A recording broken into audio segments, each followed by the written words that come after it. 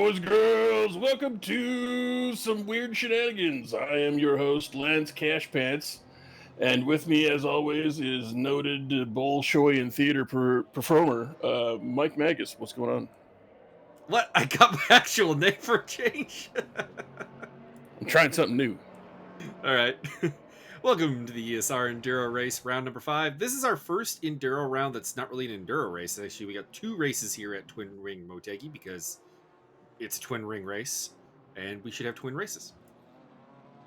Burning, ringing a Motegi.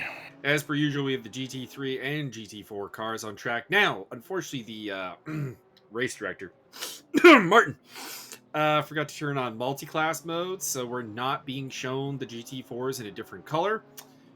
I will do my best to let you know who's winning the GT4 race as it goes on. Right now, the top qualifying GT4 is Demetrius Simeonitis in 14th place. And there are 13 GT3s at the top of the pile, led by, of course, Mike Stofmeel. Although, I thought you were going to say Mike Magas. Although, notable here, Josiah Jerome is like just 1/10 of a second behind him.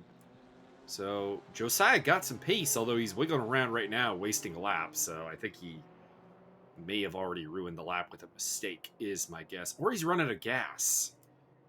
That's the other plot. He's really going slowly. I think Martin owes us one push-up. One push-up at least.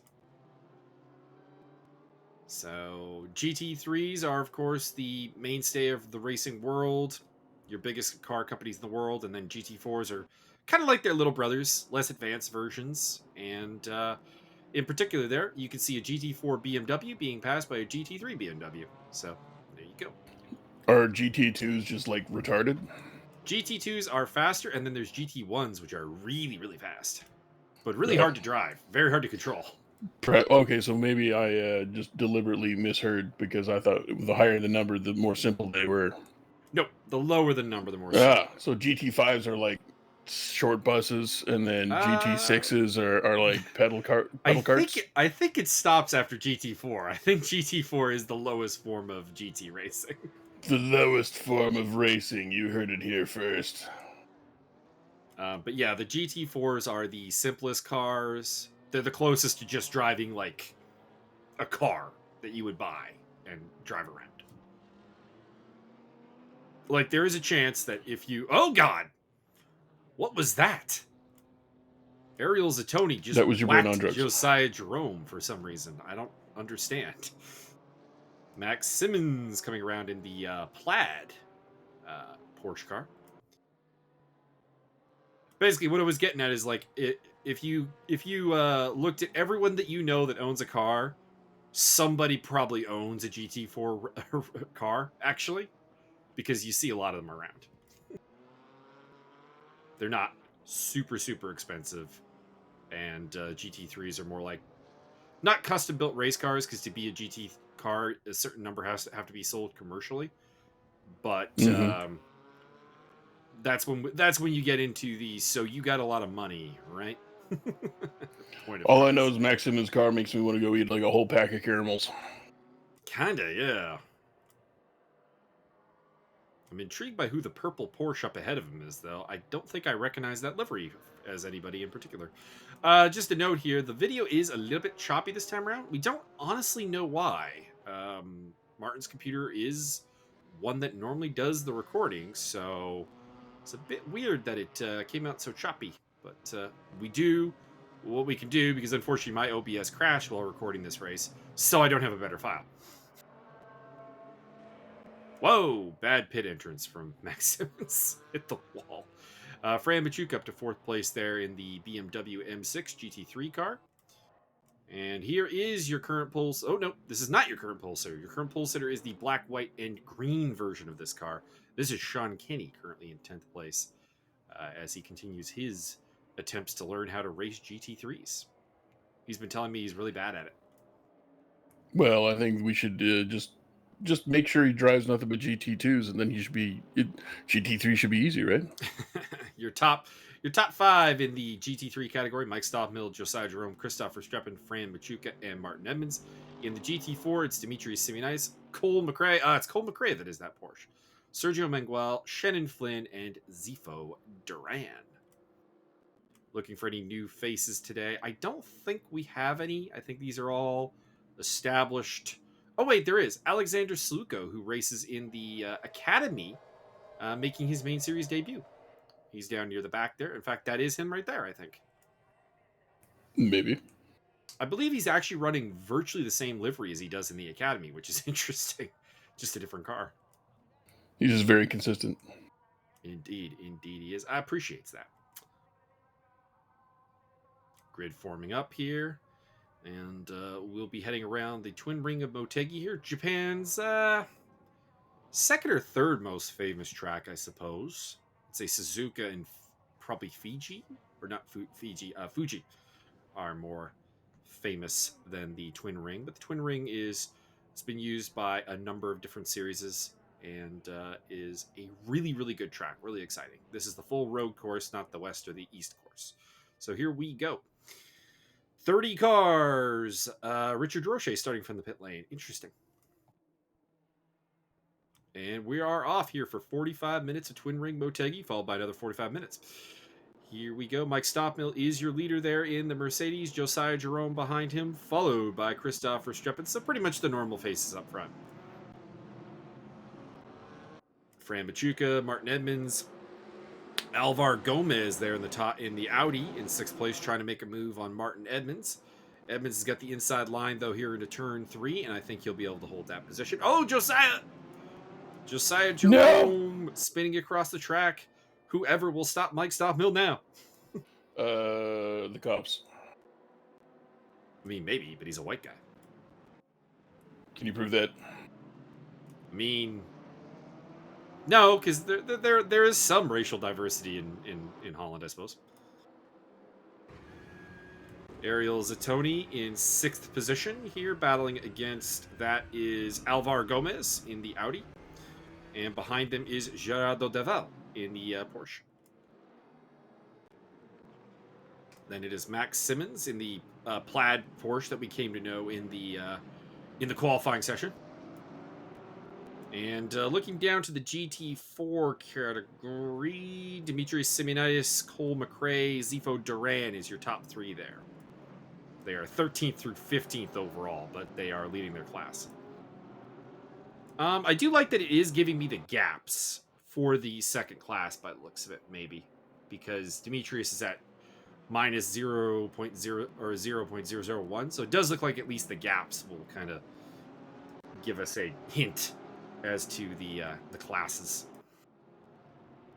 As John Barcadero on the tail of that is Douglas DeGrow doing quite well up in I think 5th place. Yeah, 5th place amongst the GT4s. So good on Douglas. Behind him is Shannon Flynn. And further back, some jostling going as Josiah Jerome is coming back through the GT4 grid after his problems. Looks like Richard DeRoche might be out of the race, though. He appears to be still in the pit lane. Well, I would expect nothing less from somebody who is clearly just horking down an entire pizza. I mean, it's possible. It's always possible. I did ask in the Academy race why John Pizza was so slow off the line, and his response was pizza. So I am okay with this. So Fran Machuca is dropping back at Christopher Streppin, who's dropping back at Mike Stofmeel. So we might be looking at another Stofmeel-a-thon up front. Shannon Flynn battling with Alex Loeffler, the championship leader in the GT4 category, and it looks like he might get that in his Lotus. He does. And Loeffler also bounced wide enough that it has also let Ayrton Topin through. Not sure what position that is for in the GT3s. That is for 1, 2, 3, 4, 5, 6th place. So 98th place. I will have to be doing the math, unfortunately, a little bit. Because somebody didn't flip the switch. Indeed. In fact, there is Josiah Jerome, who's also complicating this by being a GT3 in the midst of GT4s.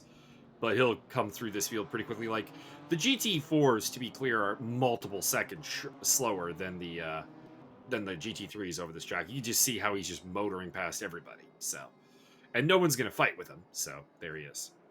Back through. There is the leader, by the way, of the GT4 class, Dimitris Simeonidis. And now we cut to Max Simmons on the tail of Gerardo Daval, this is for 7th place. Also, I want to say top Porsche honors, and I am indeed correct. I also have Moly Moly and Ishmael Montoya representing the Porsches. Due past his father, prepare to die. As well as a number of GT4 cars running the Porsches. James Butler, Zach Hemstrom, John Peachett, Dixon Hurst, Mauricio Delgado, and Cole McRae. So Porsche doing a little bit better in the GT4 than the GT3 category right now. Although, solid lineup still. Delval, Moly Moly, Simmons, Montoya, all tight together from 7th down to 10th. Looks like we may have also lost James Butler from the race, just judging by the lapped status that he has now. Martin Edmonds on the tail of, you know who's really happy to be in a shorter race? Probably Martin Edmonds. Yeah, probably. It's only got to make tires last 45 minutes. He's got to be incredibly relieved. But what if they gave him shorter tires? Oh, that would be interesting. Although, in fairness, actually, it's not actually all that much better on the tires because we're doing no pit stop here versus we have a pit stop in the full Enduros. So there is that. Shannon Flynn has dropped back. Not sure what happened to him, but he's down to 27th place. Was a little bit higher than that at last I recall. Yeah, how is this a 45-minute race and still an Enduro? That doesn't seem right. It's not really an Enduro, yeah. It's in the Enduro series, but it's more of a sprint race format. It's actually just a Duro. A Duro. There's no N. It's just Duro. Moly Moly's gotten past Max Simmons at some point. Ishmael Montoya is looking to do the same, so Max Simmons is falling back. Not sure if he just made a mistake or what the deal is. We'll see if he can make his way forward once again. Wayne Hutchison is now next on his tail, followed by Sean Kinney. Javier could probably back me up when I say that it is a un poquito Enduro. Probably totally wrong about that, and I just insulted his mother. All right, Ariel Zattoni trying to hold off Gerardo Daval while trying to attack Alvar Gomez, the top Audi of the field. BMW doing quite well. Second, third, fourth, and sixth place in the GT3, as well as first and third in the GT4 category with Simeonitis and Zifo Duran. So that's pretty good. Wait, who's in third place? Third place, not thirst. Oh, my bad. Hold on, maybe I'll just slake my thirst. I was watching a reaction to High School of the Dead, the anime, earlier today, and the reactor did get a little bit thirsty. That's perfectly reasonable. He was watching the boob physics episode. Very nice. I started watching Gurren Lagann because the One Shoe Kyle's a big fan, and there's an episode where it gave me 2 copies, and one of them's labeled different. And I had to ask him, like, what's the deal here? Like, episode 6, I've got 2 copies, and one of them's labeled, like, special. Oh. He's like, I don't know. Let me do a little research. So he looked stuff up, and he's like, I don't know for sure, but I think I can guess because it's not listed anywhere. But that's the Hot Springs episode. And I'm like, oh, okay. I see. Gerardo Delval still on the tail of the battle here between Gomez and Zattoni. Get him, Gomer. Big Spanish-speaking bragging rights on the line here between these three. Although the current top Spaniard is Mr. Fran Machuca, so they are not battling for top Spanish-speaking honors, but second place. Alvar going off the track a little bit there, and through goes Ariel Zattoni, and Delval unable to follow. How many times have we seen Ariel versus Delval in these races? I feel like it's a lot. Minimum 2, probably 17. Josiah Jerome has moved out of last place in the GT3s. He's overtaken Max Simmons and Sean Kinney.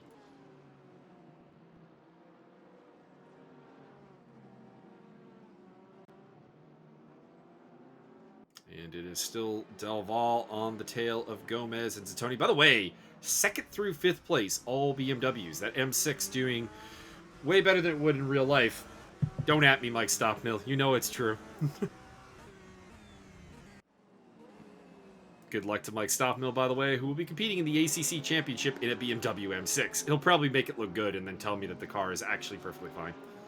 That is always our debate. He always likes to bring up that the BMW M6 won Macau this year, and I'm just like, I don't care. Ayrton Tobin currently racing for the Oilers. Yeah, indeed. They are very Oiler colors. In a battle with John Barker and Alex Loeffler there. Mostly Alex Loeffler. Barker's actually got a little bit of a cushion, but good fight nonetheless with the championship leader. And that is a BMW off the track. That is Christopher Streppen, I do believe. So Fran Machuca and Martin Edmonds pick up a spot. They move into second and third place. Stofmeel watch, 7 seconds ahead. I say, goddamn. Should be mentioned, Mike Stofmeel does have a boatload of freaking ballast on that car, so, you know, still kicking everyone's ass. I hear he's hauling 3 ponies in a trailer. I mean, my suggestion still remains to just throw you in the back of his car. It might be fun. That way, 1, he'll have your ballast, and 2, he will also have your potential distraction. Well, yeah, I'd have to be piped in on his headset, and also access to like trapdoors through the trunk, so I can just throw things at other people behind him. Go Mario Kart with this. Be full trunk monkey. Oh, mistake by Fran Machuca. It's like second place is cursed. Josiah Jerome, then Christopher Streppen, then Fran Machuca. Watch out, Martin. You're next.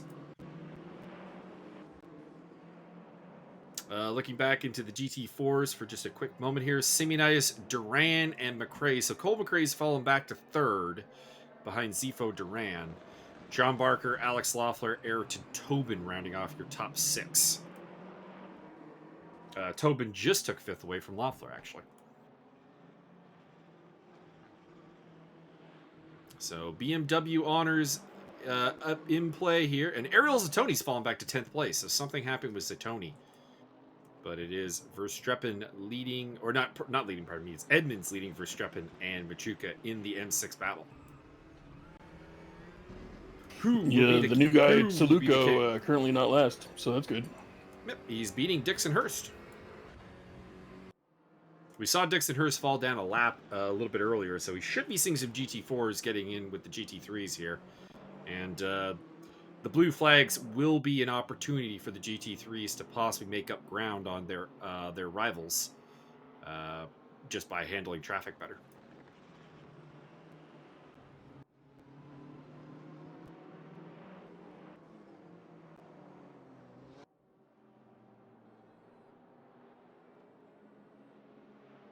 I appreciate people that I butcher their names are not holding it against me.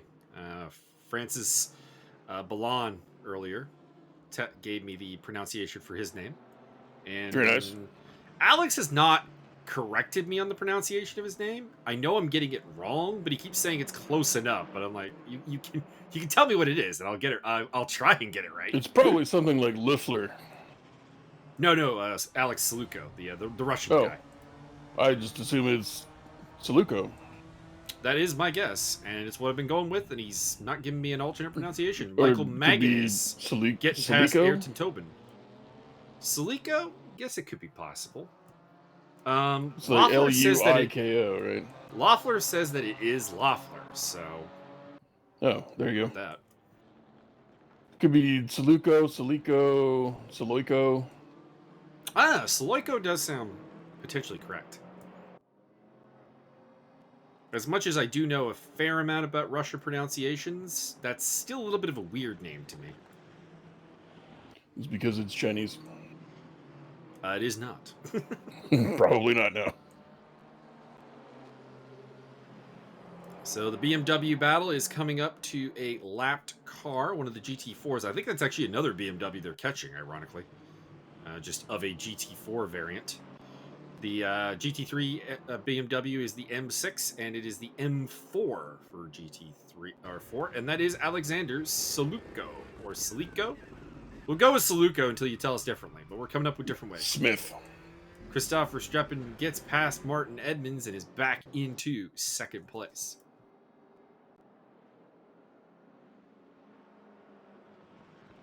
I have not been paying attention to it, but Wayne Hutchison has suddenly found himself in seventh place. Wayne is on a charge. Speaking of people you mispronounced. Didn't mispronounce. I just kept seeing an N in his name.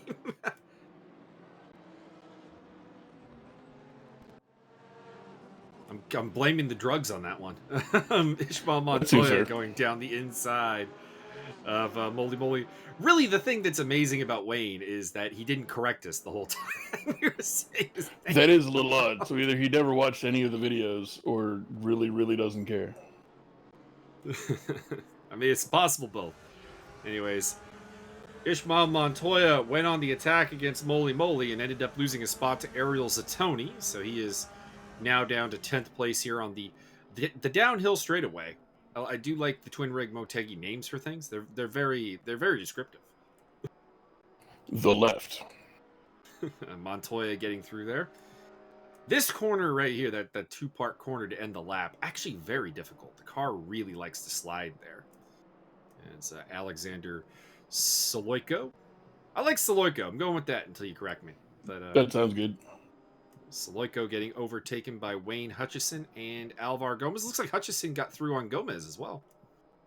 And we're back to the battle for second place in the GT4 category here. Cole McRae looking to get that back from Zifo Duran, who is someone who I have no idea if I'm pronouncing his name correctly. I'm fairly confident in the last name, but not so much the first name. Here is Wayne Hutchison, my ACC and 3D teammate, on the tail of Alvar Gomez Cuesta.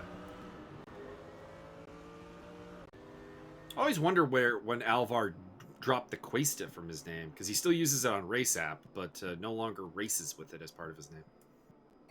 It was exactly 3.27 weeks ago. Probably more than that, I think. Could be more than that. I don't know. I mean, you could be right. I have nothing to prove that you're wrong. Call me Ishmael. Just don't call me late for dinner.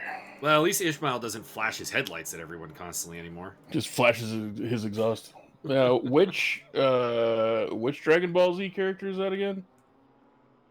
With the white and the purple and yellow. White, purple, yellow. Not good at Dragon Ball Z. I don't know. I'm not sure. Not sure. I know it is a character. I just don't know Wayne which Hutchison one. down the inside with the mountain kind of getting in the way there, and the bridge. Oh, Ishmael Montoya getting very out of shape, but manages to hold it. Ooh, Alvar slipping off. He's let Moly Moly get a run. And this is, of course, the danger man, Josiah Jerome. He is the one who knocks. Danger, danger, high voltage. And Mr. Ariel Zatoni, you are being knocked on.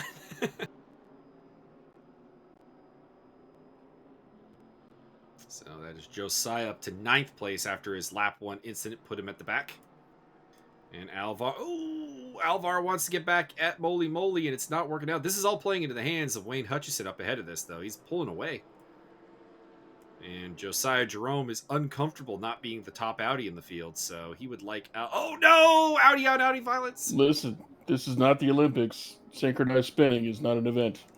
It's not an event at the Olympics either. You got to do diving or swimming. Which you spin in synchronized fashion for both.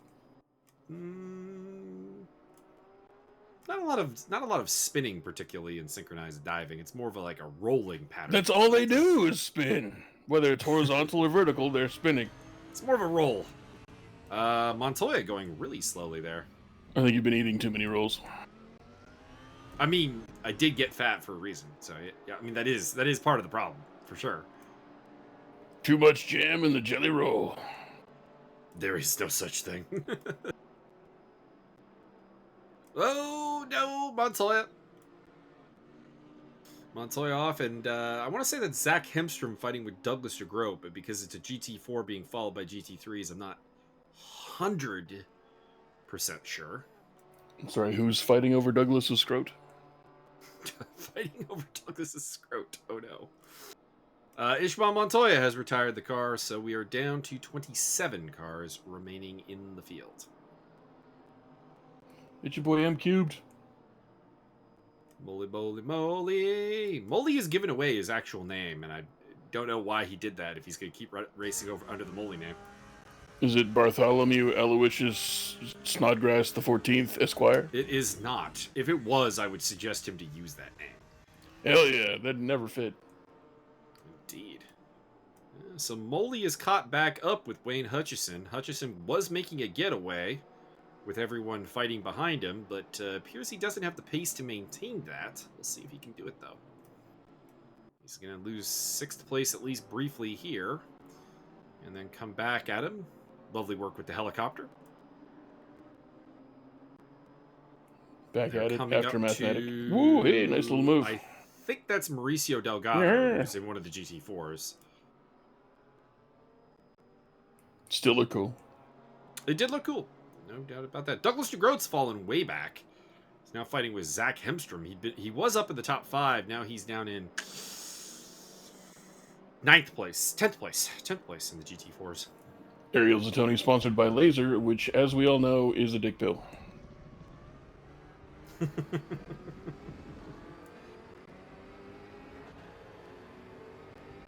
There is a dick pill sponsored car in the field, but I'll leave it up to you to find out which one it is. Delightful. Now I have to pay attention and stuff. I can't just say dumb stuff. Mm-hmm. Man, you still say dumb stuff. Oh, somebody getting a Winnebago, drive it off the lot and into the race. Shannon Flynn on the tail of Michael Magas. This is for 6th place, I do believe, in the GT4 category. 18th overall. Shannon Flynn racing for the Miata team. God damn you, Martin, and not turning on the multi-class view. You are figuratively the worst. I just got to remember to minus 12 off of the GT4 positions, because there are 12 GT3s up front and then the GT4s. In fact, and then the GT Snow Racers coming in last. This is a bit awkward, of course, anytime you get traffic coming up to an actual battle. As the GT3s go through on Michael Magas and Shannon Flynn. Looked like Magas got slightly the better of that. Got a little bit of breathing room. Although that last turn did not treat him very well as he got stuck on the outside off the racing line. I like that. Good camera angle. This is a very good camera angle, actually. So next up for the Moly-led train to get through is... that'd be Alex Sloffler.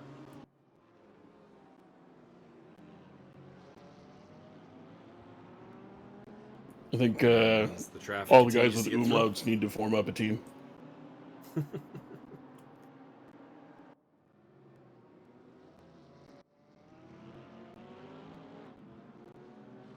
Josiah Jerome putting pressure on Sean. What is the frequency, Kenneth, for 8th place?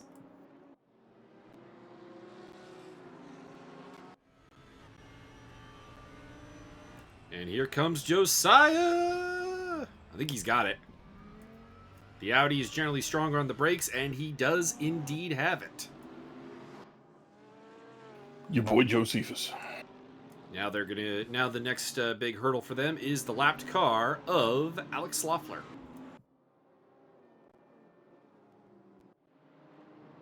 Further back, we have... that is a lapping situation. So John Barker cutting his way through there for... or not John Barker, pardon me. Gerardo Daval cutting his way through on John Barker and Sergio Mengual.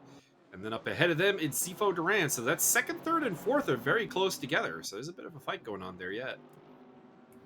Sergio Mengual. Fucking fuck that up, and my brain's all with the thing and the stuff. Mm-hmm. Stupid physical reality, and I have to move my tongue in order to pronounce things. Alvar Gomez going up against Ariel Zatoni. Those two have had some bad luck today. What about your boy Juan Barcadero?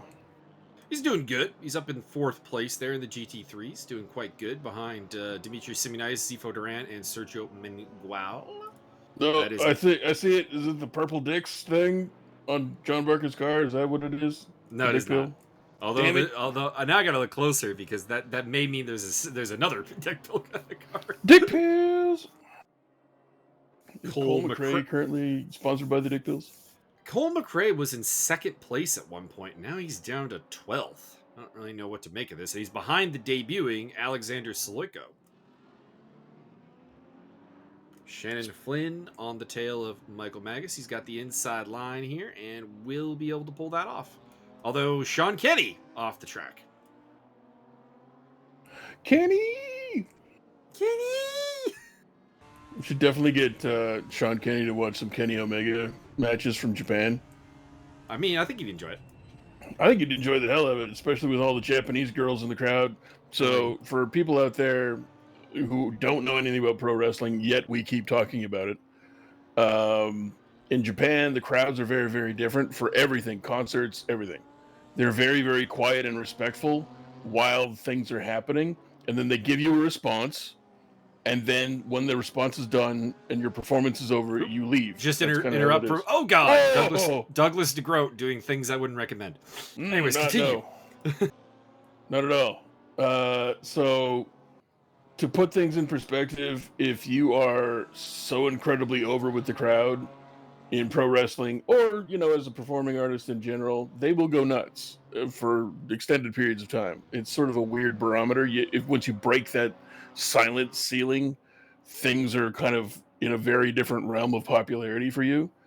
And Kenny Omega, a pretty good looking white dude from Canada who's in some damn good shape, would routinely have the Japanese ladies in the wrestling crowd, which there are many, going, Kenny! Kenny! Like constantly throughout the entirety of his matches, like rock star style. It's pretty impressive. It is impressive to see how rock star-esque Japanese pro wrestlers are, just in general. But Kenny Omega was, for a time anyways, very much at the top of the apex. He's still there. He can go back and reclaim that. Well, just saying, he's got to go back and reclaim it. It's going to take a match or two, but it'll be right back there. I think it's going to take half a match, and the crowd is going to be like, Kenny! Oh, this is what we're missing. Sergio Mangual on the tail of Zifo Duran. These two are very much championship contenders. Dimitri Simeonitis, who's up front, has kind of not been, but I do have faith that he can be, because he's been racing. I mean, he was lighting it up in the academy. He won something like 9 of the last 10 races or something. It was insane. Almost won the title despite having missed like half the season. And Michelle Garrett just barely held on to it. I wouldn't know anything about that because I was banned from commentary. We keep it a little bit more instructional there. All I know is like, oh no, you can take this one off. It's fine. We don't. I think we got all the guys we need for this commentary. All right, okay, guys. Well, plus after all the mic purchasing Paul Riccobeni did, I think gotta get some use out of it. I think Paul Riccobeni and I need to start a podcast. See, there it is on the back of the car. Purple Decks. Purple Decks. I have not seen it yet, but you could be. He's at the back of this pack. I know he's the car we're on board with right now. Actually, the walking horse to BMW M4. Well, if we could, have Martin retroactively move the camera angle. Yeah, Martin, get on that.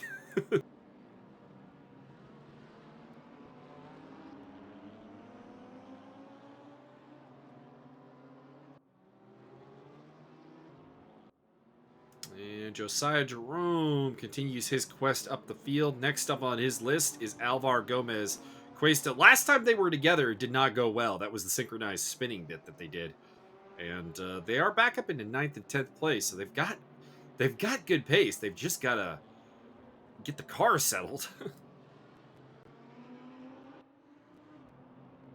And there is the top Lotus entry of Sergio Mangual, 3rd place in the GT4 overall, still trailing Zifo Duran, and behind them is the 4th place car of John Barker. I'm a little disappointed with the lack of Miatas and Fiats. To be honest, it'd be fun to actually get some Mazda Miatas in this game, but they are not here as of this time. Gotta go do iRacing if you want the Miatas. Gross. I don't support Apple products. Josiah Jerome overtaking Alvar Gomez. It's not an Apple product, for the record. Well, it's iRacing. It's got to be Apple. Copyright TM. Registered trademark. I don't think there's any link between the two, although now I'm curious if there is.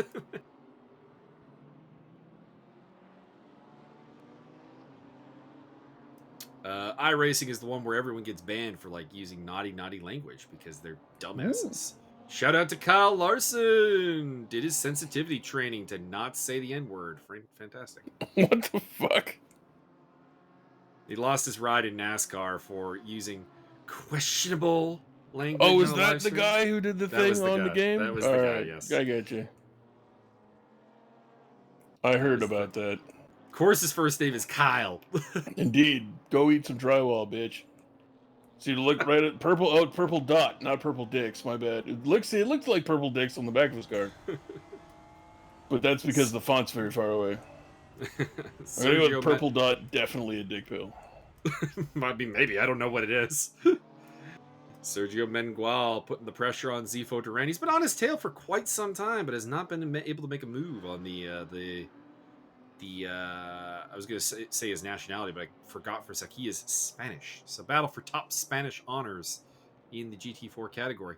Is your boy Duran hungry like El Lupo? He might be.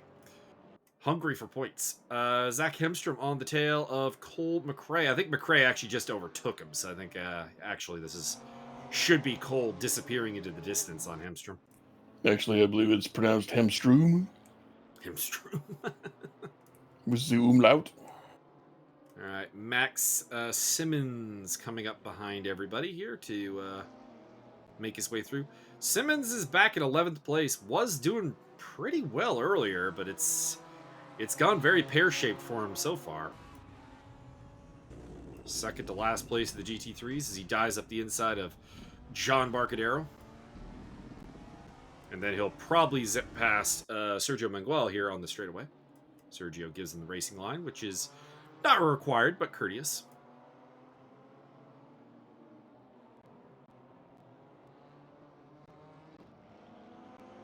Walking Horse, of course, one of the biggest BMW racing outfits in the world. So, John Barker. Walking. You know, there's this car. And your dad kept it up his ass. No, that's not. That would be an impressive display of anal muscles. I go walking after midnight. Music fans, holler at your boy in the comment section. Really, my favorite Christopher Walken moment still actually is his performance in True Romance, actually. It's one of those movies I've never seen, but I really want to. And I know I know that there's a monologue in there. I've seen bits of it. Mm-hmm. And him and Dennis Hopper go toe-to-toe in an acting clinic. And I need to see it. I just haven't got around to it. It's fantastic. Punches Dennis Hopper in the face and is like, see, a broken nose, that messes you all up. Your eyes are watering. It hurts a lot. It stings. But it is my best offer, and I assure you, it will not be getting any better for some time. Well, now I don't need to watch the movie. That would be good. Now, the rest of the movie is actually quite good. It's kind of an underrated gem, honestly, that not a lot of people talk about. It's kind of one of those things that I've heard from a lot of people. Like, it's a definite massive cult classic. So it's not. I don't think it's underrated, or maybe it is. Cult classics generally are underrated. Underrated in terms of financial success, for sure. Yeah. But it is one of the earlier Tarantino works, not as a director, but as a writer. Mm-hmm. And it does have a very, very good cast. With Samuel L. Jackson, Gary Oldman, Christopher Walken, Dennis Hopper. Heath Slater. You know, it wouldn't surprise me if he was in it, but I don't think so. Brad Pitt's in it. Oh, yeah. Who's the... Can't remember. It's not Christian Slater, is it? It is Christian Slater. Oh yeah. So I was pretty sure it was Christian Slater. So I was going for the Heath Slater, and then you'd correct me. But then you didn't, and I was like, okay, maybe I got the wrong guy. I completely forgot it was Christian Slater. I'm pretty sure it is. I'm gonna do a quick. It's Kevin Bacon. Come on. Here. Don't lie. It's Kevin Bacon. True Romance stars Christian Slater and Patricia Arquette, Dennis Hopper, Val Kilmer, Gary Oldman, Brad Pitt, Christopher Walken, Bronson Pinchot, Samuel L. Jackson, Michael Rappaport, Saul Rubinek, James Gandolfini's in there. Ooh, very nice. I need a movie that Tom involves Kevin Sizemore, Bacon, Chris Penn. Christian Slater, and Ethan Hawke. That'd be interesting. Would be interesting. 3 very underrated actors. Shannon Flynn has gotten clear of Michael Magas and is now all up on Alex Loeffler's business. He is on a charge. Thou has to put him within the wall area. And coming up behind them is the overall race leader, Mike Stofmeel. We've barely seen him all race. Just cruising around up there. Now 16 seconds ahead. Currently playing in Mike Stofmeel's head is Groovin' by UB40. Be interesting to know what music does go through Mike Stofmeel's head. It's just Twilight Zone 24/7. It's either Twilight Zone or When the Bullet Hits the Bone. It's the only 2 songs that he knows. It'd be amusing if it was a meme machine type of thing, where like his the Jason Statham character. Oh, he's just got like 2 bobs in his head ranting nonstop. No. It was there's 2 scenes in Meme Machine. One where they're like talking about how calm, cool, and collected the monk is. And then he goes into his head and he's listening to Fight Song by Marilyn Manson, just destroying everybody. Actually, I do know what goes through his head because he told me. Oh, do tell. It's Fear Factory. And y'all motherfuckers better watch out. Okay. He's got Edge Crusher, Dog Day Sunrise, and Zero Bias Signal. And that's it. And there's no room for you or mercy. I mean, he is merciless on the track, so... I mean, well, you know what? You could argue he is actually very merciful, because when he gets the chance, he'll often run, like, cars that shouldn't win. But then, like, there's a debate. Is that mercy? Because then he kicks our ass with a car that is bad. Correct. Such as the Bentley in 3D Speed, and now, of course, he's going with the BMW M6 in the ACC series, so, you know, he's going with these off-meta cars. And then as admin, I got to tell people, no, the car is not actually that good. You're just racing against Stofmeel. Well, you can try and find out what and try and know what he knows.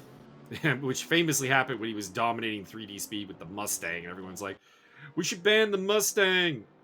No, it's not the Mustang. Go drive the Mustang. Tell me it's the Mustang. You want to force him into a better car? Are you fucking stoned? Fran Machuca battling for that top BMW honors with Christopher Strepp. Martin Edmonds has fallen out of this fight, but he is still in the background there in 4th place. Gerardo is up to 5th. Good work up by him. Moly, Wayne Hutchison, Ariel Zatoni, Josiah Jerome, Alvar Gomez. And then in the GT4, it is Simeonitis Manguel. Barker is up to 3rd. We've lost Zifo Duran, I think. And indeed, I can confirm that we have. So it is Simeonitis Manguel, Barker, Loeffler, Flynn, and Magas. Your top 6, followed by Delgado, McRae, Hemstrom, and Silico.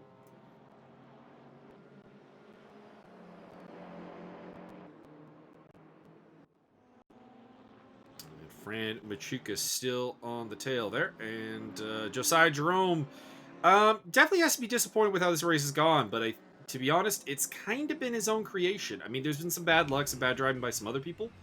But a lot of his struggles have been kind of self-created. So let's see if we can get past Ariel Zatoni here. And at least claim an 8th place out of this whole ordeal. Is it true that if Josiah gets any better at racing, they're just going to rename one of the states as Jerome Lahoma? I don't believe that is the case, but it would not surprise me. Jerexis. I was joking with a friend of mine who basically was kind of grew up in Jordan, originally from Australia, sort of grew up in Jordan, and then they moved to Canada. Mm-hmm. And I was like, so we should totally lead some sort of insurrection in the United States and take over one of their little territories there, and then we could call it Alabama. That's terrible. Josiah Jerome on the tail of Ariel Zatoni, trying to get through there. And still the battle for 2nd place continues. Verstappen, I honestly thought Verstappen would kind of leave Machuca and Edmonds in the dust, and it sort of has happened to Edmonds. Like, comfortable gap there. Oh, somebody off. One of the Porsches. That was Shannon Flynn they just lapped, so that's got to be a lapped Porsche. That's not helping me to figure out that who this is. Either John Peach or Dixon Hurst. Judging by the livery, I'm going to go with Dixon Hurst. Fran Machuca gets second place, though, as I'm trying to identify this Porsche. You think Machuca gets free oil filters and stuff? I imagine so, yeah. No, Verstappen gets it back. Not really sure how. How did he get a better run there? A little puzzled, to be honest. And Verstappen goes wide and opens the door back up. Josiah is still being held up by Ariel Zatoni. Pressure is on there. These two are forming a fairly good rivalry in 3D speed as well as the Enduro. And Josiah is going through, I think. Yes, he is. And Verstappen loses out to Machuca. Derksen, 43 Edek. A little over 30, or a little over 15, or 5 minutes to go, which is going to translate to about 3 laps of the track. Christoph Verstappen has that time to strike back against Fran Machuca. Ariel Zatoni looking to get back past Josiah Jerome. Those are really the two fights to keep an eye on. Everyone else is reasonably spread out.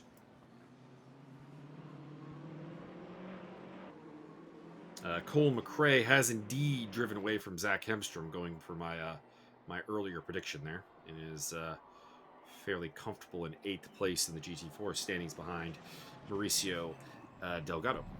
Actually, I believe it's pronounced Hemstrom. Hemstrom. Hemstrong? Hemstrom. Oh. We're trying to figure out what the umlaut means. We don't know.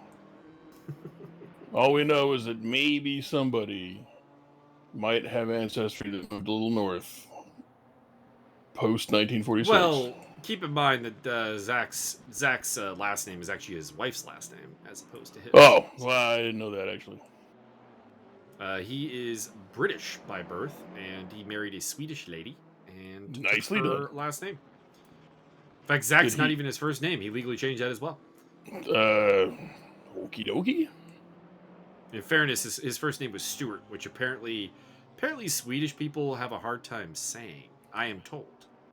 I don't have any problem with that. I've watched Letterkenny. I know exactly how to pronounce that. Sturt! It's S-T-R-T. Sturt. Well, that's what I mean. He probably saved himself a lot of Letterkenny jokes by changing his name, if we're being honest. I think his original name was probably Bartholomew Snodgrass the 14th, and then changed his name.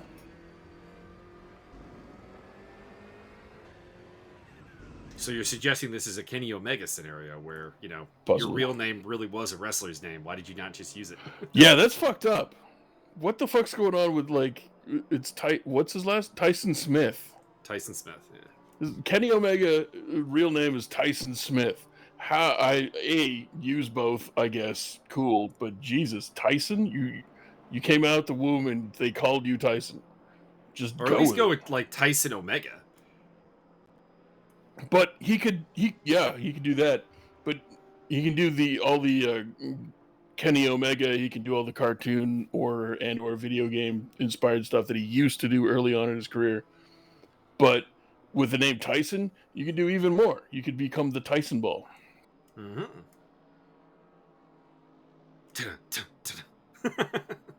The Tysonator. The Tysonator. There you go. Come on. I was hilarious when he was on Jericho's podcast. He's like, "Wait a minute, your name's Tyson Smith." Yeah, that was you great. didn't just stick with that. The Jericho podcast is a gem. I was gonna say that was a little bit of an aggressive move there by Verstappen to get past John Barker, but I guess Barker is kind of on his own right now, so it's not a problem. Verstappen's still on the tail of Fran Machuca, trying to get that done. Looking back to see if there's any other good battles going on. Not really. Josiah Jerome is catching Wayne Hutchison, so that could end up being quite interesting. Oh, they get around the outside of Sergio Mengual as well. Little known fact here, Dimitris Simeonitis just whipping the GT4s. He's over 10 seconds up on Sergio Mengual. Very nice. I'll give you a chest thump.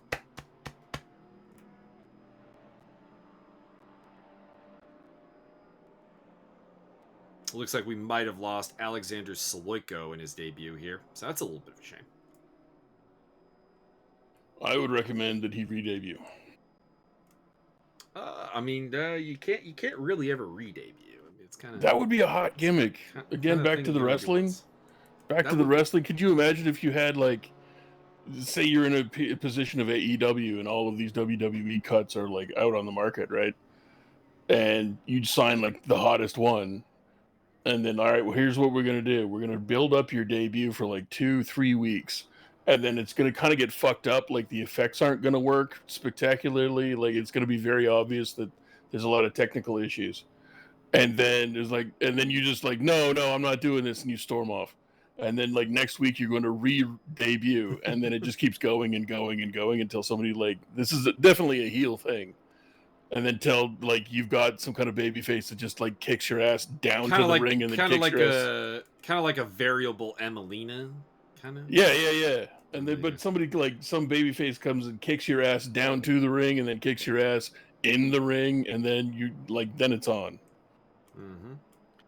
Josiah Jerome up on the back of Wayne Hutchison. So, and Verstappen got past Machuca off camera. So Christoph is back into second place. We'll see if he can hold it this time. Interesting note on the Jim Cornette podcast. And I know you don't care about Jim Cornette's opinion and shouldn't. Yeah. I was just a little surprised that he's very anti-Brody Lee. Weird. I mean, it makes a lot of sense.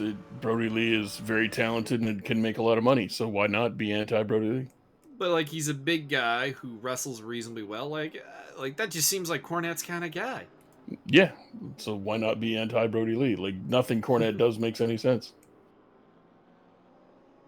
Nah, usually it does. Like the problem with Jim Cornette is not necessarily that he's inconsistent on a logical level. It's just he's living in the 70s. Like that's just all there is to it. But I mean, he doesn't. 80. I'll give him 80s, maybe, or even early 90s. But like anything after that, like, which makes sense. As people get older, they stop being with it. That's why it's part of Vince McMahon's problem. I mean, the other part is that Vince McMahon never has known wrestling and doesn't really like it. Yeah. But another predominant thing is he is living in the past. As Christoph Verstappen does hold on at the finish line there, and Wayne Hutchison didn't. And Josiah must have just blown past him. Jeez. Because he's already out to about a half second, 0.6 over him. So Josiah Jerome making quick work of Wayne Hutchison there for the 7th place at the end. Get him, Josephus. So it'll be Stofmeel, Verstappen, Machuca, Edmonds, Delval, your top 5 in the GT3 category. And in GT4, it will be Dimitri Simeon. Oh, hang on. Shannon Flynn going forward here at the end against Alex Loeffler. He got it. Loeffler is all out of propane. Yeah, it looks like Loeffler out of gas. Yeah, just coasts across the line. Does get a decent result in 5th place, though. Top 5, Simeonitis, Menguel, Barker, Flynn, and Loeffler.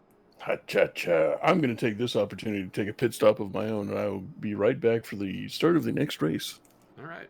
So I'll fill you in on it, what everything's happening here. We got race number 2 coming up with the top 10 will be reversed. So the pole, or I think it's top 8. I think it's top 8. I don't remember entirely. So if it's top 8, Wayne Hutchison will start at the front. That'll be our dead giveaway. And in the GT3 category, or GT4 category, it will be Cole McRae. Start from pole, I do believe. So we'll see. I think it's top 8. If it's top 10, then it's Alvar Gomez, and I cannot see who it would be in the GT4 category. So we'll find out here pretty shortly as the grid forms up here. You see the big pit complex here at Twin Ring Motegi. Very large pit complex, to be honest. This is a serious track, of course, of pretty much Formula 1 standard, although I don't believe one has ever been here. Has hosted kart races. It does look like Wayne's on pole, so it'll be a top 8 inverted. Anyone below 8th place just starts where they finished. So it was very, very important to get into the top 8. And I mean, that may also explain why Wayne Hutchison didn't put up a huge fight with Josiah Jerome. He picks up pole position. Although he will be in a dangerous spot because Josiah, starting from P2 for the 2nd consecutive race, Didn't go well in race 1. We'll see if it can go well here in race 2. See if he can get out in front and maybe make some things happen. And I am correct. It is McRae who has the pole. Looks like we've dropped to 11 GT3 cars, and we are off. Here we go. Good start by Wayne Hutchison. You just wait till race 19. Hutchison does have the lead. Josiah Jerome defending against Moly Moly and Gerardo Daval in there as well. Martin Edmonds bringing up the rear. I want to say that's Douglas DeGroat at the back of the pack. And it is still the Canadian Wayne Hutchison, the transplant Wayne Hutchison leading the way, but under pressure. And he goes wide at turn 3. Christopher Streppet off the track, as well as Martin Edmonds, I think. Contact between the two BMWs. Transplant's a pretty good band, just like that. Jerome is up front now from Moly Moly. Hutchison rejoins in 3rd place. Mike Stofmeel up to 4th ahead of Martin Edmonds and Fran Machuca. So coming through the GT3 class or GT4 class will be Christopher Streppet, who's at the back. Gerardo Del Val also had some problems there. He's down in 24th position. Your leader in the GT4 category is Cole McRae, who had a very good start to race 1, but it didn't turn into a great result. But he's got... Oh, no! Christoph hits one of the GT4s. I think that was Zach Hemstrom, or Zach Hemstrom hit him. I don't know. We saw kind of the wrong part of that. No back up into traffic. That's all I know. Sorry. Not really sure why we're seeing so much of Sean Kenny, but okay. Mike Stofmeel up to 4th. Mike Stofmeel started 8th. He is up to 4th place, and next on his list is the pole sitter Wayne Hutchison. The pole stripper. Pole sitter, not stripper. Oh, my bad.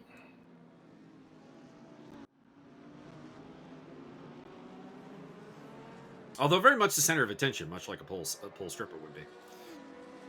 Looks like we've lost Ayrton Tobin, maybe? Perhaps? No, he's catching up again. Okay. Oh no, he's being caught. Okay, so yeah, I do think we've lost Ayrton Tobin. Well, I mean, maybe if he wasn't so busy clipping his toenails. It's possible. Wayne Hutchison is still holding up Mike Stofmeel. So right now, Moly Moly and Josiah's biggest friend in the world is the pink car of Wayne Hutchison that is holding up the obvious speedster that is Mike Stofmeel. Put him in the wall!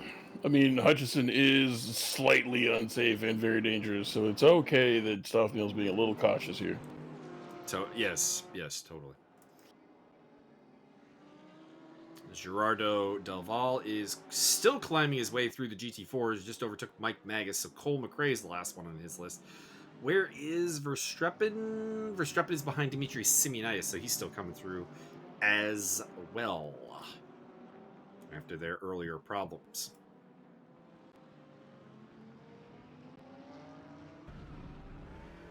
Right on board with Martin Edmonds, who has a front row seat to Mike Stofmeel working Wayne Hutchison here. Dunlop Motorsports. Why is it that you're running Dunlop Motorsports, Martin? One would think that a tire brand would have very, very little interest in you as a driver. Same reason when you're playing World of Tanks, you yell out for the Ghost of Stalin to guide your shell. I mean, I guess. You don't really support those kind of politics, but you'll take all the help you can get. Stofmeel shoves Hutchison a little bit wide there in the last turn and takes 3rd place. Not quite the clean economic overtake we're used to seeing from Stofmeel, but clean enough. And Martin Edmonds is now rolling through as well.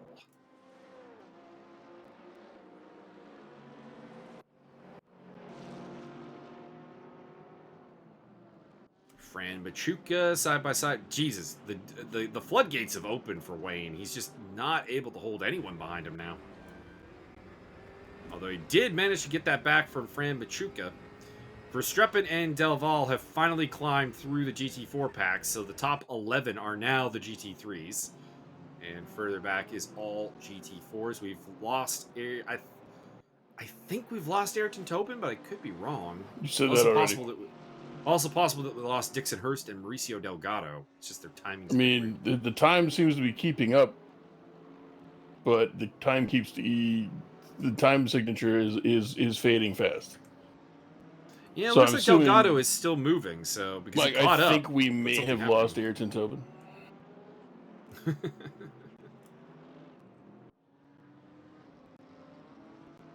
just trying to figure out if we've lost Hurst and Delgado. It looks like Hurst and Delgado are still running, just maybe a pit stop, because they are way behind, like really, really far behind. Dixon, don't call me Fred, Hurst. Max Simmons putting the pressure on Fran Machuca, lending Wayne Hutchison a hand.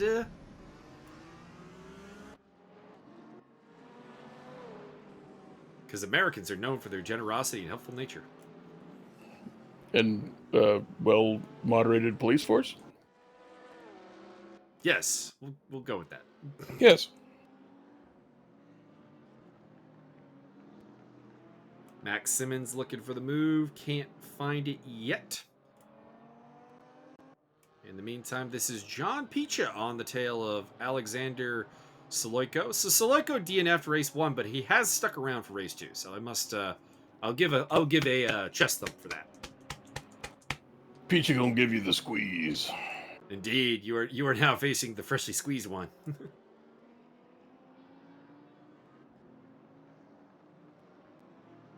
So Fran Machuca on the tail of Hutchison, and Simmons is right there with him. Simmons had a really, really unimpressive race 1. I'm hoping for bigger things here in race 2.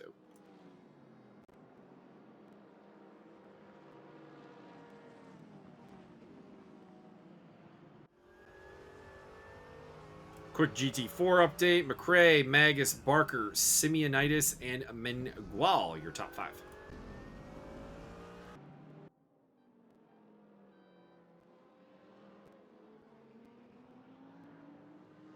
Must say, I was expecting a little bit more from Alex Loeffler and Shannon Flynn. They're actually quite a ways back in 9th and 10th place, or yeah, 9th and 10th place in the GT4 category.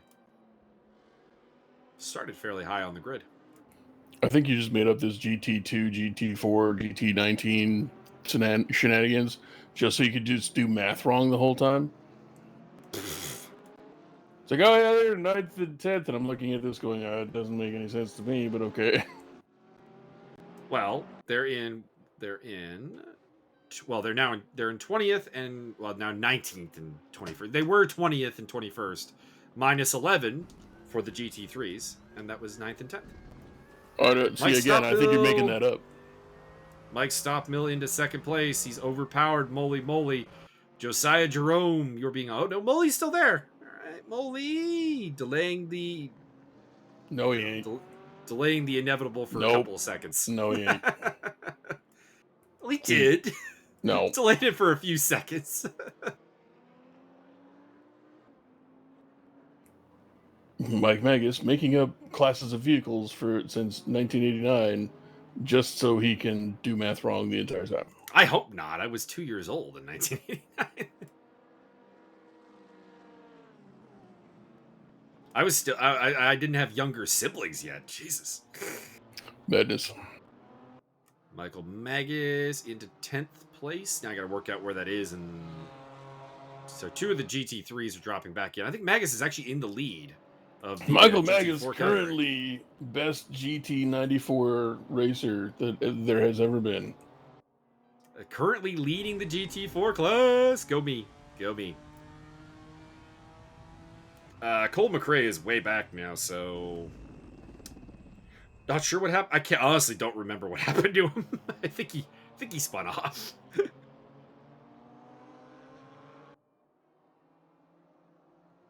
Now, which GT3s have dropped down? Because we're missing 2 from the front. It is Gerardo again and Ariel Zatoni who have dropped to the back. So problems for them. Looks like they may actually have dropped out of the race. If Gerardo's gap keeps growing, I'm going to assume... Yeah, okay. I'm going to say Gerardo and Ariel Zatoni are done. We are down to 22 cars remaining. 9 GT3s. And the rest are GT4. John Barker on the trail of Michael Magas. Behind them, it is race 1 winner Demetrius Simeonitis. So Magas is the cork in the bottle at the moment.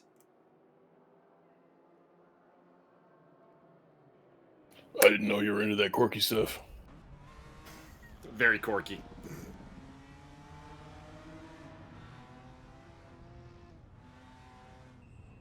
I'm not gonna lie. Every time I see the Puma brand on something, I'm reminded of Chris Rock doing the parody song "There Is No Sex in the Champagne Room." There's a line in there where I can't remember. It's like, if some guy steps on your sneaker, just let it slide. Go, you want it? Whoa. John Barker takes the win, or takes not the win, the lead. No, he takes the win. Michael That's Magas. the whole race right there. I'm We giving got it to. I'm giving it to John. Left. I'm giving it to John. You can't stop me. Well, Magas came back at him actually, and appears to have retaken the lead from Mr. John Barker. And this is just playing into the hands of Demetrius Simeonitis, having these two struggle, because it is really opening door for the third place car, and he's up the inside of John Barker. No, get right up in his insides, yeah. Magas still holds the lead. Barker's still kind of in second place there, side by side. I think. Nope, that's Demetrius through. So why would you let that happen? No, Barker back up the inside of Simeonitis. If I were you, I would push the gas pedal very hard while the two are dueling it out. I am pressing the gas pedal very hard. Push Go Plus Ultra on that. I'm also, I believe, at this point, almost throwing up. Oh, yeah. This was the Vomit Comet race. This was the Vomit Comet race, yes. So that given taken into account, I'm doing very well. Thank you very much. First it giveth and it taketh away. That is the deal with Mexican food. That is the case. Never had that issue. I've had people, like, I've gone to a bunch of authentic Indian restaurants. I don't have issues with Mexican food generally. This was just a bad burrito or something. Well, but I've had friends that have gone with me, like, gone to lunch with me to the same restaurant, and they're like, "Oh my god, I can't eat that." There are definitely, like, people in the world who can't handle Mexican food. Their bloodline shall die with them. I'm just saying, I'm not one of them. Mexican food and me gets along. Otherwise, I wouldn't eat it. I can't really get the poops. Yeah, you are weak and your bloodline dies with you. This burrito was not pleasant though. We should definitely put those people on an ice floe where they don't have to worry about Mexican food at all. Correct, or food at all. Period. John Barker is still on the tail of Michael Magas, who's moved up to 9th place. Have we lost another GT3? Mike, are you putting them in the wall? No. Christopher Streppens dropped down to like 20th place. Josiah Jerome in the pits. No! Stofmeel to the lead. Mandatory pit stop. The hopes and dreams of everyone that Mike Stofmeel would not pull the double here today are over. I think. I don't know where you got that hope or dream from. Y'all really on some shit. Y'all need some Speed Jesus. Speed Jesus would probably help. Michael Magas is the cork in the bottle here. John Barker, Demetrius Simeonitis, Sergio Mangual, Cole McRae are all now are all stuck behind him for the battle for the lead of GT4. And there goes Barker down the inside, little contact. I think Barker's got it done though this time. Although I thought before that he had it done, and it wound up not being the case. So and why didn't you give him the pit maneuver? Because I'm a compassionate driver who would never do such a thing. Stop that. Stop who doing would never that. do such a thing to John Barker specifically. Stop doing that. Make it look like it was his own fault. Just do it. No one would believe that. It's John Barker. He's a notorious hazard. He once killed a child just by throwing a spoon at his noggin. Now, if it was a certain Dutchman, I mean, there'd be a fucking battle axe embedded in his car. There you go. But not the one you can see racing now. Nope, he's not here. This Dutchman. You will never see this Dutchman on this channel again. Never. Because I won't do commentary on it. That equals truth. Martin Edmonds on the tail of Moly Moly. They're coming up to a battle between, I do believe this is actually the three Amigos boys. John Picha and Dixon. Oh, contact! Into the pit lane spins Moly Moly. And Fran Machuca pounced on that like a fat kid on candy. Pounds. Got second place there. Good old Monty Brown special. Meanwhile, in the battle for the lead of the GT4 class, John Barker is not pulled away, so perhaps Magas was not quite the cork in the bottle I was making it out to be. But it is now Barker up front from Magas, Simeonitis, Mengual, and McRae. Very tight battle. Any of those five could come out with victory here today. I don't mean that like in the general sense of like there's 30 minutes to go, no one's really out of this, except for the people who are very literally out of this. but they are all very, very close together. We have lost Christoph Verstappen from the race, and it looks like Zach Hemstrom and Douglas DeGroat have also parked it. So 19 cars remaining. 8 GT3s and 11 GT4. So the GT4 contingent being much better about keeping their cars going than the supposedly more talented GT3 drivers. You just wait till I invent the GT -1. It'll go as fast as it'll go the speed of sound. Indeed. It's literally just a rocket car, no steering. Martin Edmonds on the tail of Fran Machuca, but he's actually losing a spot to the plaid Porsche of Max Simmons. Dimitri Simeonitis going for it against Magas. John Barker is getting a little bit of room up front. But Simeonitis is the danger man. The Hofor Racing by Bonk Motorsport. That is an awesome team name. Bonk, bonk. I stopped seeing bonk for like a long time. It stopped being a thing. I don't know why. It's because it's the Academy car down in the BMW 235is. Oh, yeah, and I was excommunicated from doing commentary on... But you've got Bonk now. Demetrius Simeonitis is repping Bonk. Get him, Demetrius. Bonk him upside the head. Bonk, bonk. Bonk, Is that team owned by Radica Bonk by any chance? Hope so. Martin Edmonds gets back into second place ahead of Fran Machuca. Max Simmons, though, looking to go down the inside of both of them. Simmons is having a much better race 2 than he had race 1. I will say that much. As they are coming up to lap the Porsche of, I want to say that's Mauricio Delgado. And Delgado is still running, so I'm going to assume I'm correct. You can assume that. So Josiah Jerome, after the pit stop, is in 7th place, which is last. We've lost another GT3 car. Moly Moly is out. They are falling like flies at this rate. Mike Stofmeel might be the only one left. Well, I think obviously what's happened here is nobody refueled from race 1, and they're all dying. Could be. It's possible. Oh, Cole McRae got into the back of Sergio Mengual and is paying for it with a spin-off track. McRae fish just got boiled. Mm-hmm. I'm surprised we haven't done more crayfish jokes with him. Well, I've been trying, but you just keep talking and talking. The McCrayfish. I mean, we got to make him a McDonald's product, clearly.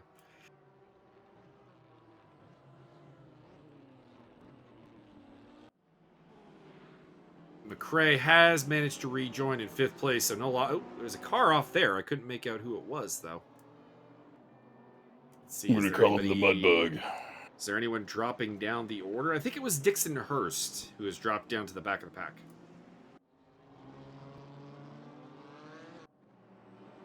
Alexander Saloyko overtaking Cole McRae. So I said he didn't lose any spots. Then he must have gone off again because he's now lost spots to Flynn, Loeffler, and Saloyko.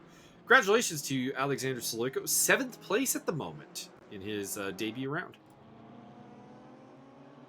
I'd like to congratulate you for not being completely dead, as per everybody else as usual.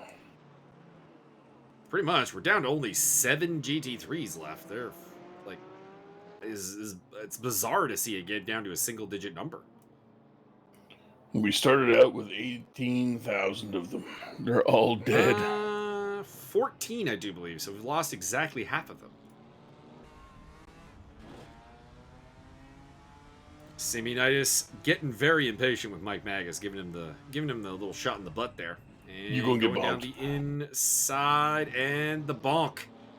I mean, I feel like you're also missing the Ho4 racing by Bonk Motorsports. I was working into it. Magas is now open for possible overtakes by Mengual, I do believe. The Lotus. Fran Machuca versus Martin Edmonds. This is a pretty storied rivalry between admins, ESR admin Martin Edmonds and RRS Spain admin Fran Machuca, who a number of the drivers here today are from his community, hence the predominance of, well, I mean, there was a predominance of Spanish flags, but they've kind of disappeared as the race has gone on. But there's still Sergio Mengual, and I think they might be the last two. I think I was building up to a community presence that isn't actually here anymore.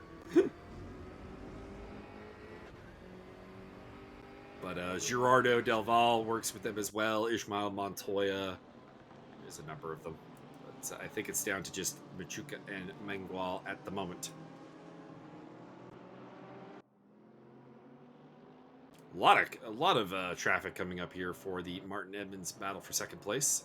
Magas still on the tail of Simeonitis, despite Simeonitis really dominated race one, so keeping up with him is going to be a task.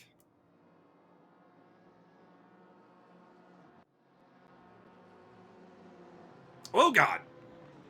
So Sergio Mengual and Fran Machuca had some significant words there. I just talked about how they were community mates, and that happened. I don't really know how to explain that. Put him in the wall. Max Simmons inherits third place off of that though. Mengual looks like he's in the same spot because he was quite a ways ahead of his fellow Lotus Shannon Flynn, but Flynn is now on his tail. Wayne Hutchison overtakes Machuca as well, so Machuca's still having some problems. Should be mentioned, these cars get really, really annoyingly lack of grip after it off. Like, it seems like the race room devs have decided that tires have two functions: 100% grip and 0% grip, and there's no middle ground. And I know which one Martin has chosen. Well, I mean, he chose 100%. It's not what he's getting, though. Correct.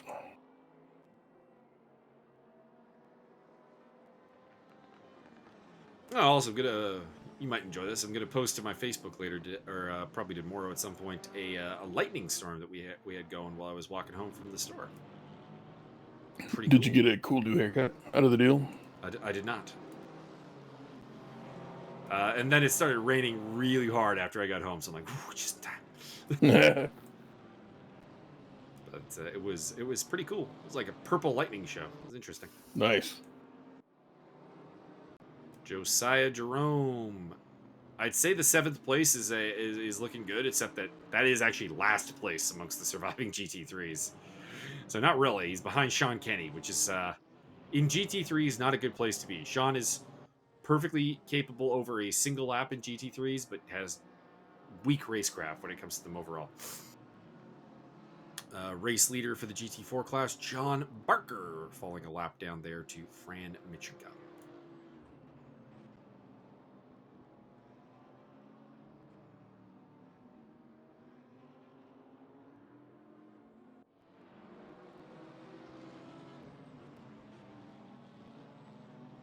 Looks like we might have lost Dixon Hurst from our festivity here as well, so we might be down to 17 cars, 7 GT3s, and 10 GT4s.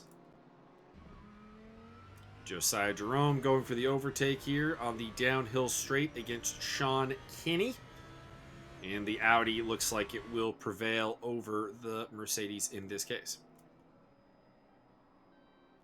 as they come up to Michael Magas to put him down a lap. I think you guys should just keep racing until everyone's done. Be interesting. I mean, you fill her up with all the gas in the world, try to take it easy on the tires, and don't really go fast. Just go for the finish. No pit stops. No pit stops allowed.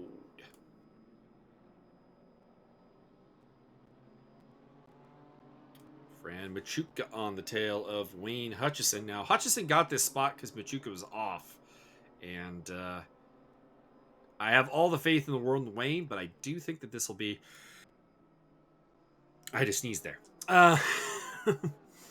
It will be probably a relatively short battle. Max Simmons, third place. Congratulations to Max Simmons. I was kind of crapping on him in race 1, but he's delivering here in race 2. Living up to the potential that is a guy who is tethering the internet off of his cell phone for this race. Sticking it to him like a whole pack of caramels. Speaking of caramels, M&M's filled with caramel. Thank you very much.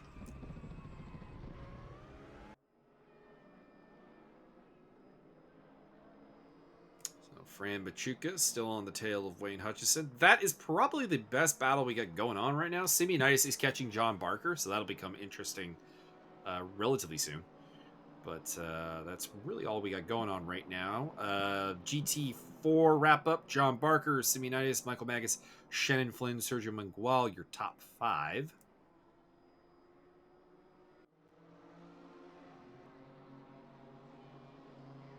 Cole McRae leaving a lot of points on the board here. Had a really solid qualifying, really good early race 1. Fell way down. Picked up an 8th place, which was pole for race 2, led for a bit, spun off, and is now in 7th. So, kind of the same pattern, to be honest, just with Zifo Duran not running, basically. What was this about seafood? Zifo. No, same thing. What is your favorite type of seafood there, Byron? I really actually don't like seafood at all. Nothing. There's nothing from the ocean. I like clam chowder. I like fish and chips. And that's pretty much it. Okay. Oh, calamari. I like calamari. Calamari is delicious. Yeah. I actually discovered deep fried calamari relatively late in life. Well, let me introduce you to a whole new flavor experience. Actually, a bizarre tip on calamari for you is the Jimmy the Greek deep fried calamari is actually really, really good. I have no idea what that is. It's a Greek fast food restaurant, which I don't recommend for anything but the fried calamari, frankly. Fair enough. Not that they're bad at anything. Like I don't want to come off a bad way, but like in terms of like top-notch Greek food, it's it's not Jimmy the Greek. It's perfectly acceptable. Like if you're in a mall food court or whatever. But their fried calamari is delicious. Don't really have a reason to explain that. I just randomly ordered it one day when I noticed it was on the menu, and I'm just like, this is really, really good. I'm getting this here like every time. Sounds like an idea.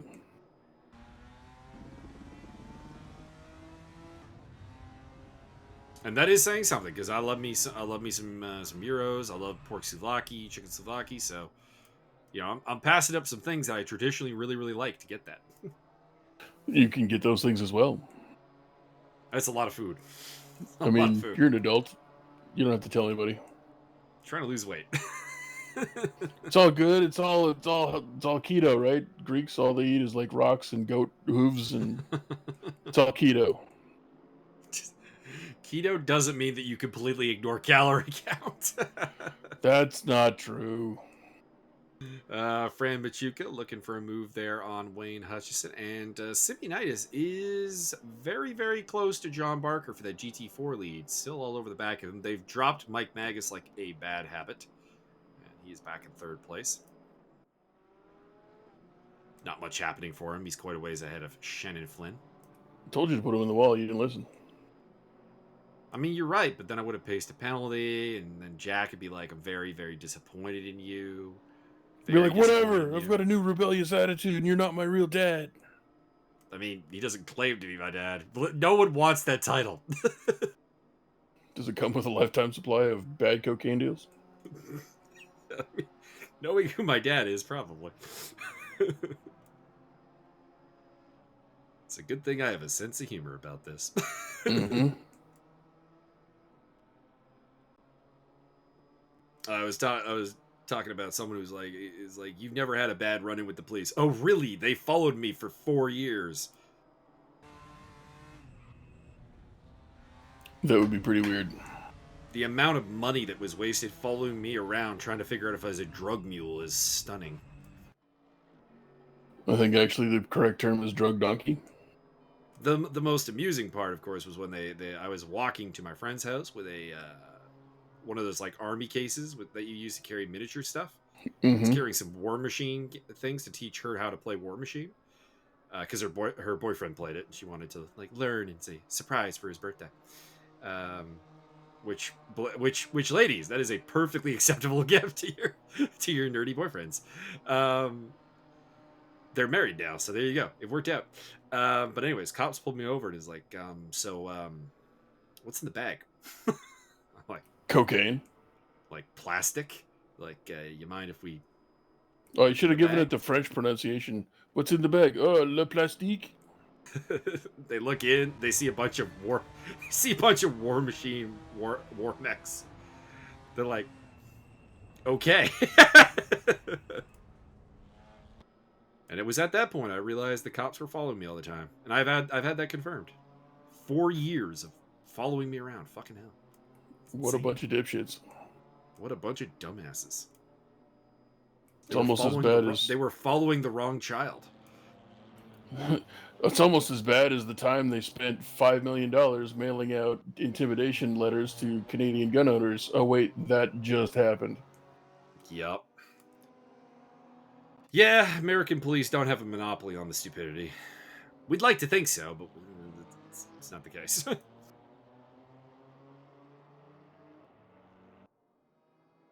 So Dimitri Simeoni is still on the tail of John Barker here. Battle for the lead here in race 2 at Twin Ring Motegi.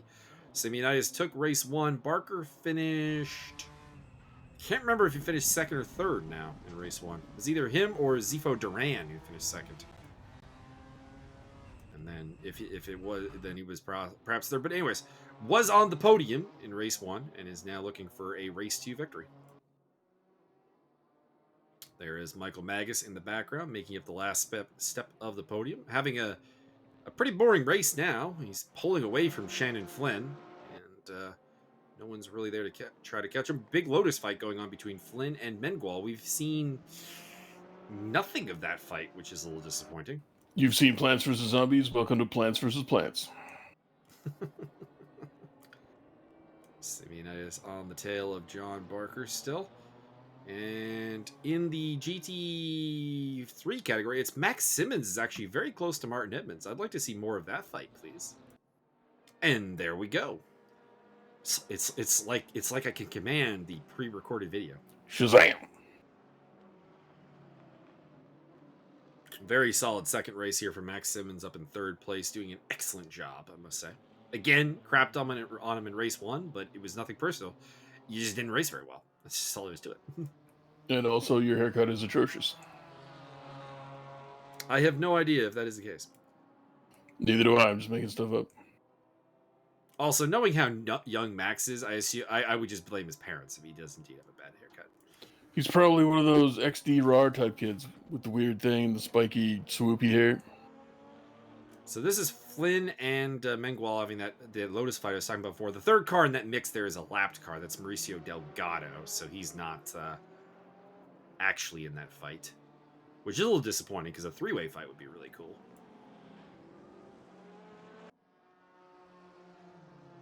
Simeonitis still behind John Barker, 4/10 back. He's definitely got the pace. He caught him very easily, but catching and passing, as often is the case in racing, two different things.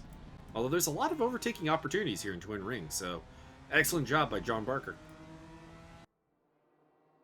Holding off the Ho4 Racing by Bonk Motorsport entry. I wish I had read the team names before picking my car. I totally would have picked that one. Hell yeah.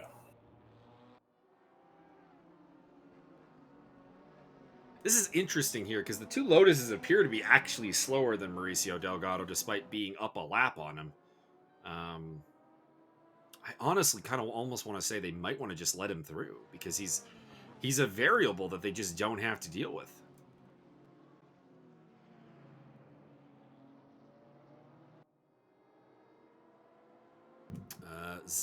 Alexander Soloiko off the track there.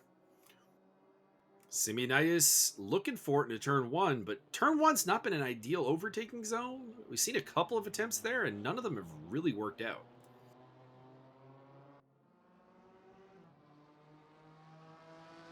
Also, we are down to 6, count them, 6 GT3s left because Sean Kenny has parked the car.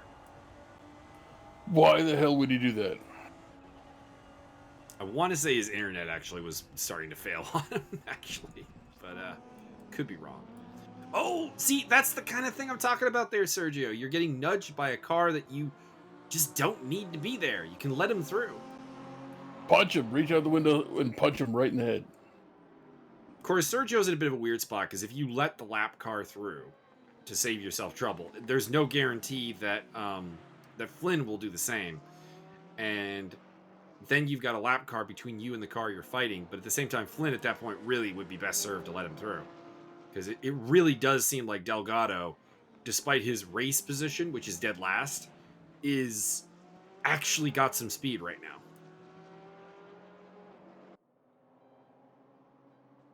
And by speed, you mean meth? No, I mean actual velocity. Oh, Simeonitis has taken the lead at some point off camera. He's up to the top of the GT4, so it looks like a double-header win coming your way for Demetrius Simeonitis, unless John Barker can come back at him here in the last 9 minutes or so of this race.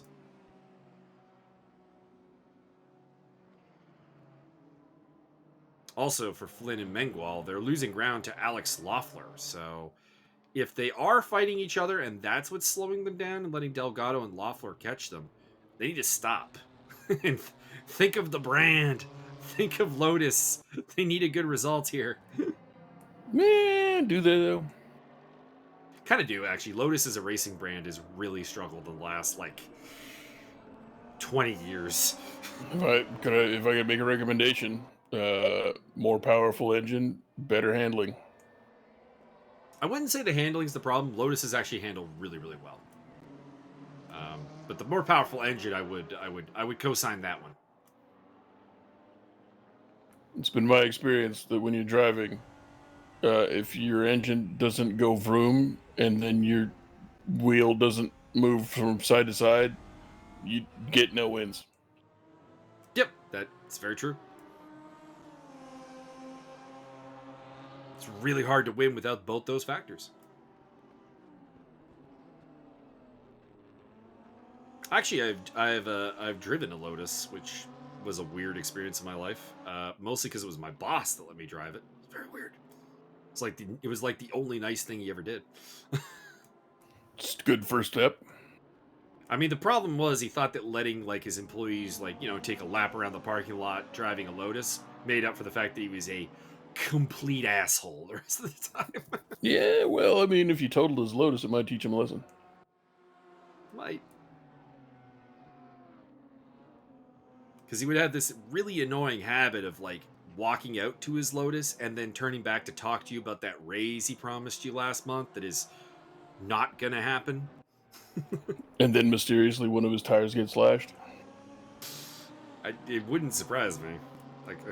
I'm surprised no one ever did. He was a really shitty boss. And it was totally it wasn't one of those things where you're dealing with a corporate stooge. This was his business. He had final say on everything. So Alex Loeffler all over the back of the Lotus fight now, so he's trying to get up into 4th place. Loeffler is in a championship fight right now, as is Mengual. Oh god! Contact. Mengual got hit pretty hard there, I'm assuming by Loeffler, although I didn't see it. And that has allowed Mauricio Delgado the lap car through, as well as Max Simmons and Martin Edmonds.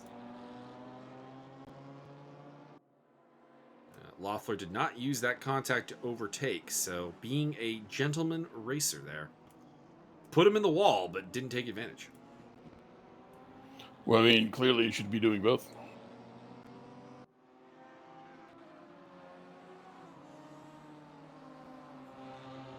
"15 cars of the original 30 still running here today, so it's been a high attrition rate.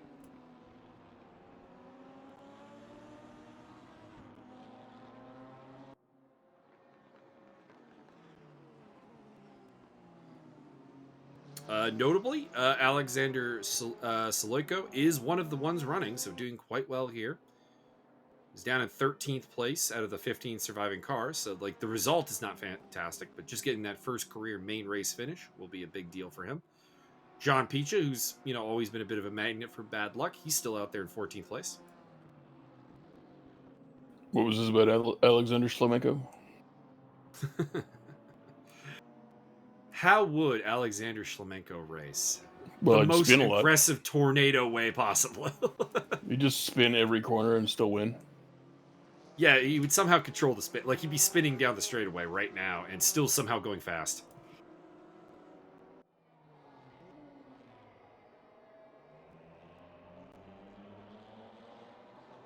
Oh, Alexander Shlemenko, the most successful MMA fighter that I just looked at and went, your style does not actually make sense.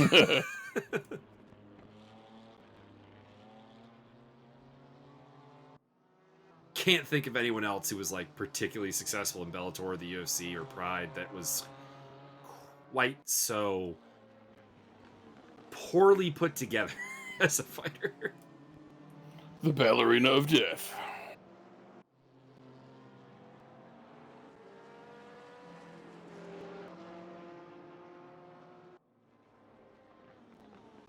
Although, mind you, hearing the breakdown of Tyrone Woodley's fight style in the 6th round just made me realize, he's pretty done. Dang it, Tyrone. Battle for 2nd place is approaching some lap traffic here. Michael Magas in 3rd place in the GT4s, with Martin Edmonds and Max Simons coming up behind him.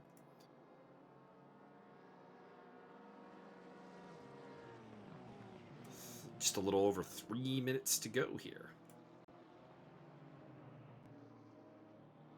And this is really the only battle we got going right now, is this battle for 2nd place. Simon's trying to catch Martin Edmonds. Well, trying to pass Martin Edmonds. He's caught him a couple of times.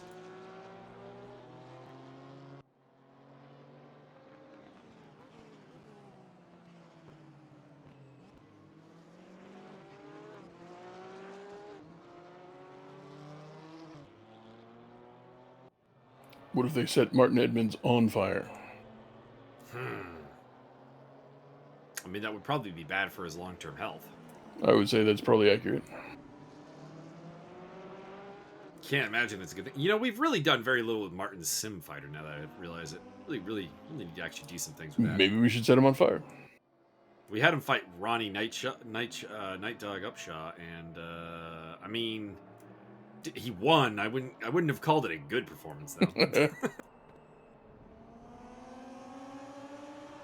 Because losing to Night Dog is virtually impossible. Like, we have some joke fighters in the sim, but Night Dog is really the fighter that has no way of actually winning. Because he wants to take you down and lie on top of you, but he doesn't have the cardio to do that for 15 minutes.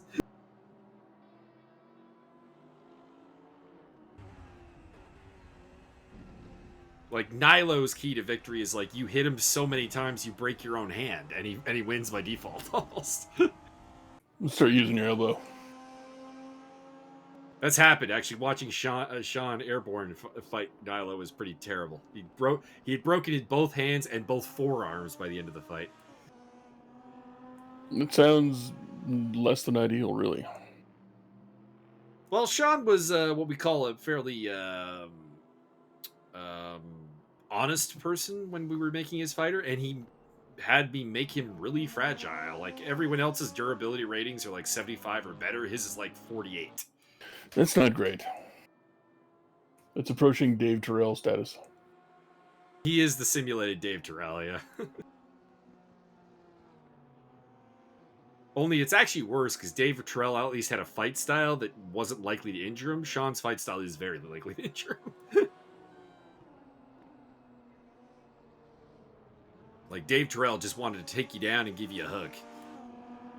And then, hug you around the neck until you stop moving. Sergio Mangual still on the tail of Mr. Shannon Flynn. These Lotuses are still battling for top Lotus honors right now. And we're coming down to the end. They're either on the last lap or the second to last lap, depending on where Mike Stofmeel was.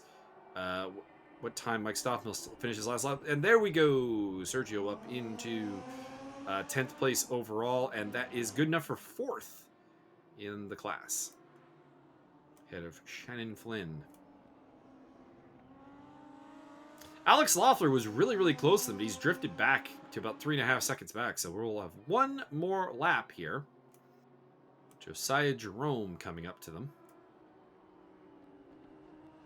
Stofmeel, watch, 27.5 seconds up. And looks like Max Simmons had a spin off at some point because he is no longer hassling Martin Edmonds for second place. Not much of the way of battles going on right now. The closest cars together are these two Lotuses at a little under about a half second and change.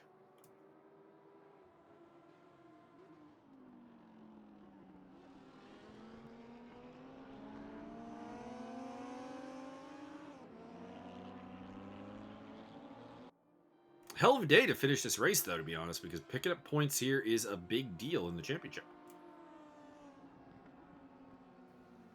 Is it really? Fairly big deal. I mean, if your rivals are not scoring and you score, it's the best way to work your way up in the standings. But what if you score triple the points and they only score a single point? I mean, that would also be a big deal. Goodness gracious. Oh! So, quick update here, and I knew it was coming. John Barker's internet gave out at this point, so second place is now mine. Well played. I don't think you had anything to do with it at all. None. DDO what? DDoS? Anyone? So Mike Stofmeel, your winner from Martin Edmonds, Max Simmons. The race is kind of finishing up here, but I don't think we see any overtakes. Wade Hutchison, Josiah Jerome, and Fran Machuca, the only 6 drivers in the GT3 category to survive the race. Demetrius Simeonitis does win from Michael Magas, and this man, Sergio Mengual, picking up 3rd place, ahead of Shannon Flynn in 4th, then Alex Loeffler in 5th place. Andrew Alexander Soloiko in 6th, 7th for John Picha, and 8th for Mauricio Delgado. Only 14 cars of the 30 original in the field get to the end of race 2 here in Motegi. So that's a big day for them. Any highlights of the race for you, Mr. Byron? I liked it at that point when that guy headbutted that thing. So I'll give a quick update on the standings here, and then we can more or less call it a day. So in the GT3 class, the leading man is, of course, Mike Stofmeel. There are 200. The maximum score would be 250 points. Would you care to take a guess at what Mike Stofmeel has scored? 249.5. 250. He has not been beaten this whole time. He is 103 points ahead of Ariel Zatoni. Martin Edmonds on 134, Fran Machuca on 97, and Christoph Verstreppen on 83. GT4 is much more interesting, to be fair. 181 points has Sergio Mengual at the top of the pile, followed by 171 for Alex Loeffler, 147 for Michael Magas, Shannon Flynn on 145, and Zifo Duran on 124. Got to feel for John Barker, though. The DNF here today robbed him of a 2nd place, although we did give him a 7th overall. And he also had that DNF at Red Bull where he was looking for a really, really solid result as well. So he'd be up there if not for some internet problems. That sounds like maybe he needs to complain to an authority figure. Next on the calendar, we swing a little further south in Asia for the Malaysian track, Sepang in Kuala Lumpur. Former host of the F1 circuit as of 1999 when it made its debut until I don't remember what year it was finished off in, but recently it was removed from the F1 calendar, but still hosts MotoGP, the Motorcycle World Championship.